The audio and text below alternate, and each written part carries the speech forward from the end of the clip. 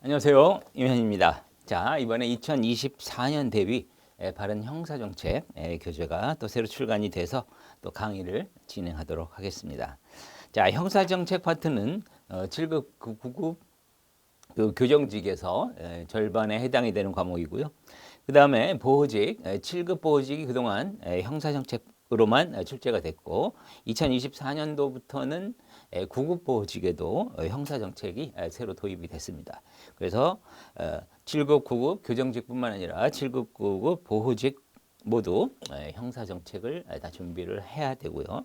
다만 이제 출제의 범위의 차이가 있기 때문에 출제 비중에서 조금 다른 경우가 있죠. 예를 들면 교정직 같은 경우에는 약 한 40% 내외 정도의 비중, 전체 100%라고 한다면 교정학 파트에서 한 60% 내외가 나오니까 보호직에서는 7급, 9급 모두 이제 100% 출제가 돼서 형사정책 파트에서만 출제되기 때문에 조금 더 형사정책 부분에 대한 뭐 이론이라든지 법령 부분을 조금 더 심층적으로 또 학습을 할 필요가 있고 그런 차이가 있다는 걸 좀 염두에 두시고 따라오시기 바랍니다.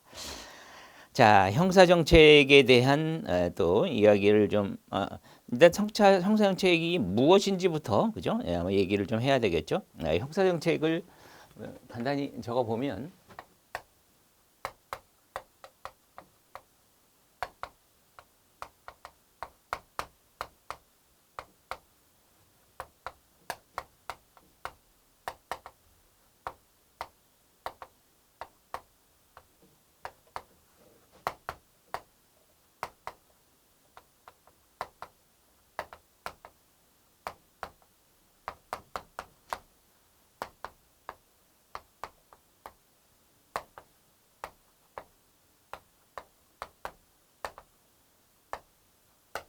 제가 쭉 적어 봤는데요.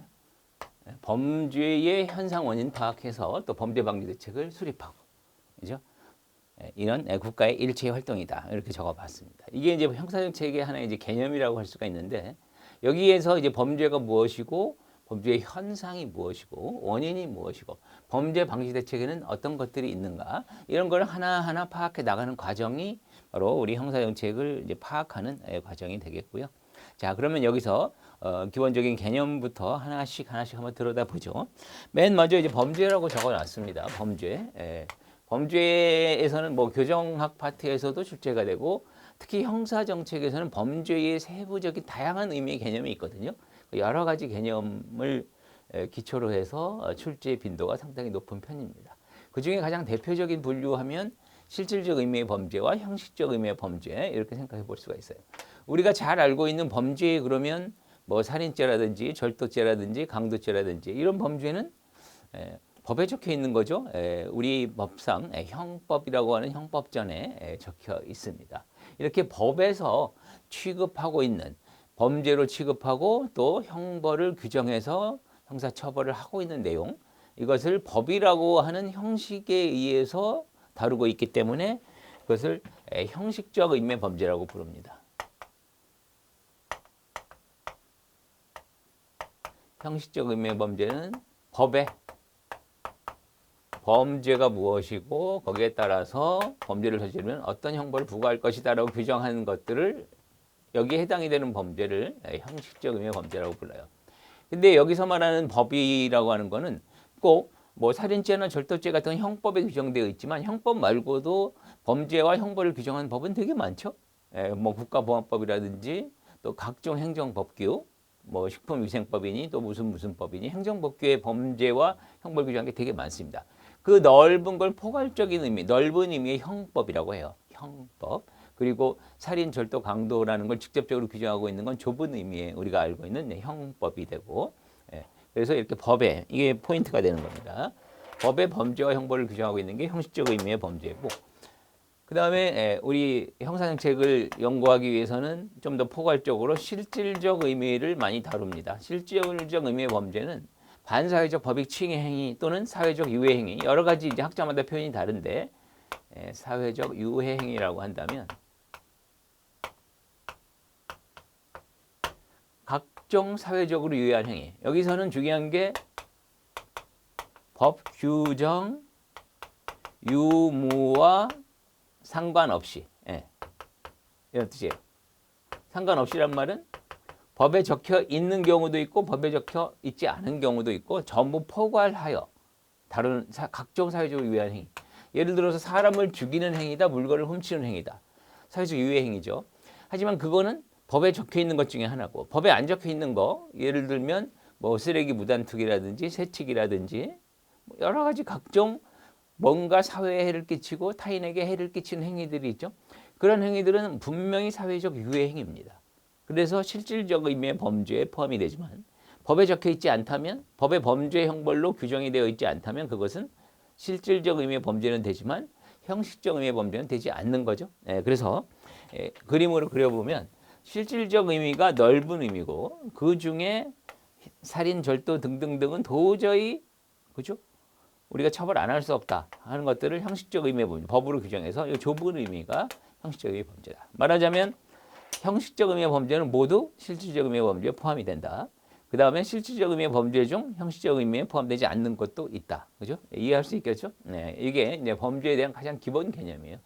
범죄의 종류는 뭐 여러 가지가 워낙 많기 때문에 또 한 가지만 더 말씀을 드릴게요. 우리 형법에서 분류하고 있는 이 체계적인 분류 정도는 좀 잘 알고 계시는 게 좋습니다. 가끔 무슨 죄 같은 게 이제 우리 공부하다가 언급이 되는 경우가 많으니까 형법은 각각 법익에 따라서 개인적 법익에 대한 죄, 사회적 법익에 대한 죄, 국가적 법익에 대한 죄 이렇게 세 가지로 나눠져요.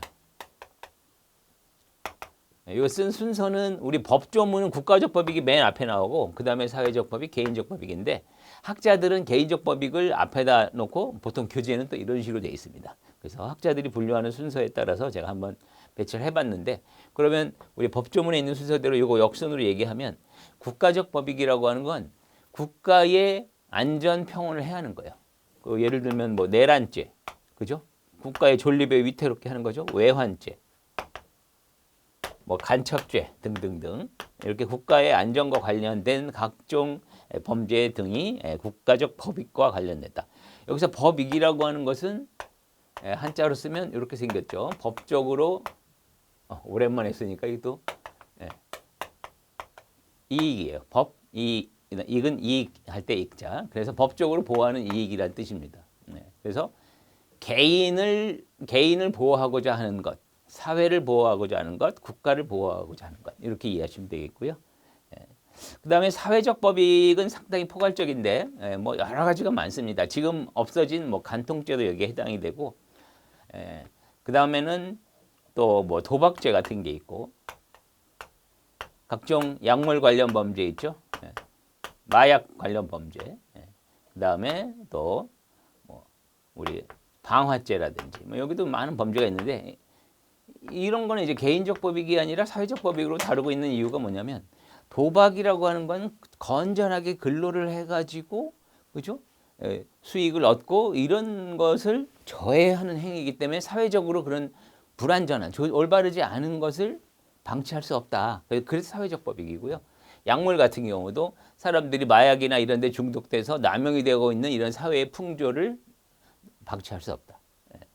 방화 같은 경우에는 불을 저지르면 어떤 물건이라든지 타인의 집이라고 하면 집 같은데 불이 나서 그 재산적 침해도 있을 수 있지만 재산적 침해가 초점을 맞춘 게 아니라 그 불길이 솟구쳐 오르게 되면 사회적으로 불안정하고 불안한 심리 같은 거 있죠. 이제 그런 쪽에 초점을 맞춰서 이거 사회적 법익이라고 부릅니다.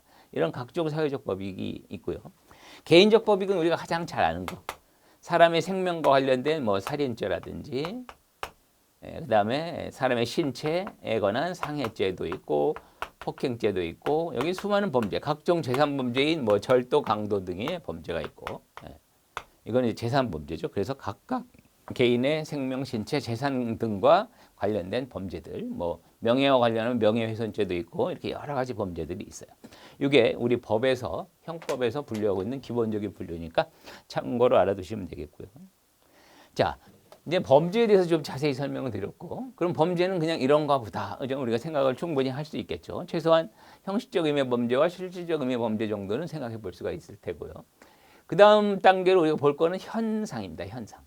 범죄의 현상이라고 하는 것은 사회에서 발생하는 범죄. 예를 들어서 요즘 어린 아이들의 범죄가 범죄 연령이 많이 낮아지고 있네 이런 현상. 아니면 노인 젊은 층 중에 젊은 층의 범죄 비율이 높다라든지 일반적으로 노인보다는 젊은 층의 범죄가 높습니다. 그리고 남자의 범죄가 여성의 범죄보다는 훨씬 비율이 높죠. 높은 이유가 뭔지 이런 것도 이제 찾아내야 되겠죠. 이렇게 사회에서 일어나는 각종 현상, 범죄 현상을 탐구를 해야만 그거에 따라서 원인을 규명하고 범죄 방지 대책을 세울 수 있겠죠. 그래서 요거는 일단 범죄에 대한 연구 방법이 되겠고요. 여기서는 각종 뭐 통계 조사라든지 등등등 수많은 연구 방법이 나옵니다. 연구 방법에 대한 것도 우리 시험에서 자주 질문을 합니다. 자, 그다음에 원인인데 원인이 형사정책에서 상당한 비중을 차지하고 있고요. 학자들이 워낙 많은 주장을 했기 때문입니다. 범죄 원인이 도대체 뭘까? 그래서 어떤 학자들은 자기가 멀쩡한 정신의 자유의지에 의해서 스스로 선택을 했기 때문에 그죠? 자기가 스스로 판단하고 인간은 합리적으로 계산하는 존재다. 이익과 불이익, 고통과 쾌락을 비교하는 존재다. 그런데 범죄로 인한 이득이 뭐고 잘못됐을 때 당할 손실이 뭐냐 이런 걸 비교했을 때 난 이득이 좋아. 그래 결정했어. 그래서 뭐 물건을 훔치러 간다. 뭐 이런 식의 판단을 하는 이게 이제 고전주의적 시각이고요. 인간의 자유의지에 따른 선택. 자, 그 다음에 그런 게 아니라 그 개인이 주어진 어떤 특수한 상황 때문에 자기의 의지가 아니라 어쩔 수 없이 범죄를 저지를 수밖에 없는 게 아니냐. 이렇게 규명하는 이론도 있습니다.